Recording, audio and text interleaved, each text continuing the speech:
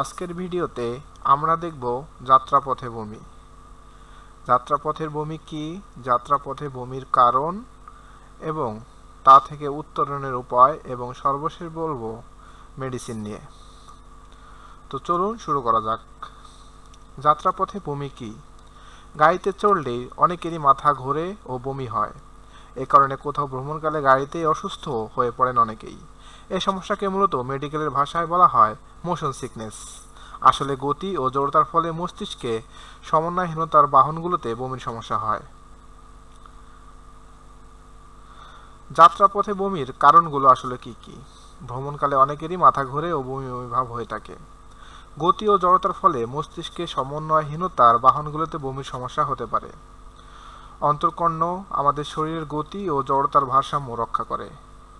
যখন কেউ কোনো যানবাহনে চলাফেরা করেন তখন অন্তর্কর্ণ মস্তিষ্কে খবর পাঠায় যে সে গতিশীল। তবে চোখ বলে ভিন্ন কথা, কারণ তার সামনের বা পাশের মানুষগুলো কিংবা গাড়ির সিটগুলো থাকে স্থির। আমাদের চোখ আর অন্তর্কর্ণের এই সমন্বয়হীনতার কারণে বমি হয়। এছাড়াও অ্যাসিডিটি, অসুস্থতা, গাড়ির ধোঁয়া, বাতাসে দুর্গন্ধ কারণেও বমি হতে পারে। এবার আসুন আমরা জেনে নেই ওষুধ ছাড়াই বমি বন্ধে করণীয়। যাদের এই সমস্যা রয়েছে তারা চেষ্টা করবেন যেদিকে গাড়ি চলে তার উল্টো দিকের সিটে না বসা, কারণ উল্টো দিকে বসলে বমি বমি ভাব বেশি হয়ে থাকে।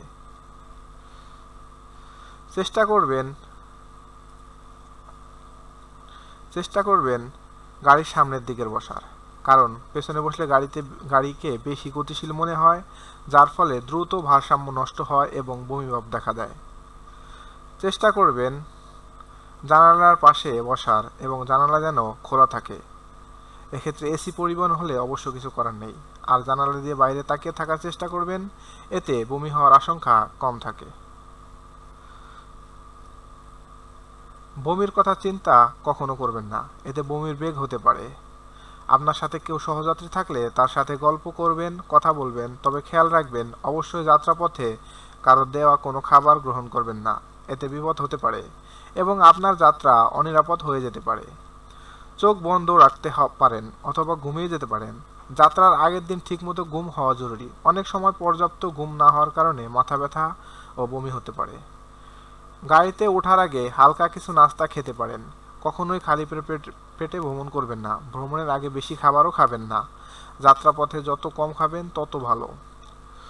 বমি ভাব দূর করার জন্য আদা, লেবু, দারুচিনি, লবঙ্গ, তেঁতুল, চাটনি, আচার, কমলা বা টক জাতীয় কোনো ফল সঙ্গে রাখা যেতে পারে।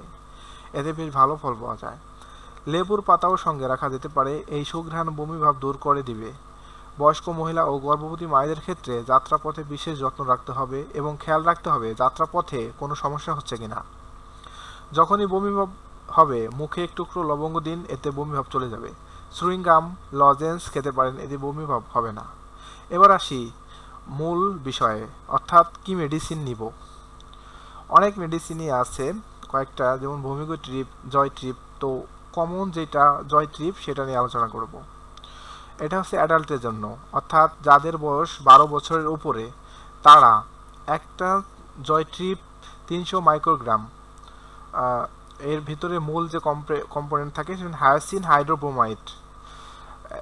এই ট্যাবলেটটি হচ্ছে চিউয়েবল ট্যাবলেট, বিভিন্ন ফ্লেভার আছে, যেটা ভ্যানিলা ফ্লেভার। এটা ট্যাবলেট জয় ট্রিপ 300 মাইক্রোগ্রাম টিডিএস। অর্থাৎ আপনারা এটা খাবেন কিভাবে? আপনারা হচ্ছে ভ্রমণের ঠিক 30 মিনিট আগে খাবেন, এবং যদি ভ্রমণটা আপনার হচ্ছে 6 ঘন্টার বেশি হয় তখন রিপিটেড আরেক ডোজ নিতে পারবেন। আপনারা 24 ঘন্টায় মোট 3 বার খেতে পারবেন, সর্বোচ্চ 900 গ্রাম, অর্থাৎ 3 ডোজে 900 মাইক্রোগ্রাম খেতে পারবেন। এবার আসি বাচ্চাদের। যাদের বয়স 4 থেকে 12 বছর তারা 150 মাইক্রোগ্রাম খেতে পারবেন এবং সর্বোচ্চ 450 মাইক্রোগ্রাম খেতে পারবেন 24 ঘন্টায়। ধন্যবাদ এই পর্যন্ত আমাদের সাথে থাকার জন্য। আমাদের চ্যানেলকে অবশ্যই সাবস্ক্রাইব করবেন এবং পরবর্তী সুন্দর ভিডিও পাওয়ার জন্য আমাদের সাথেই থাকবেন। আসসালামু আলাইকুম।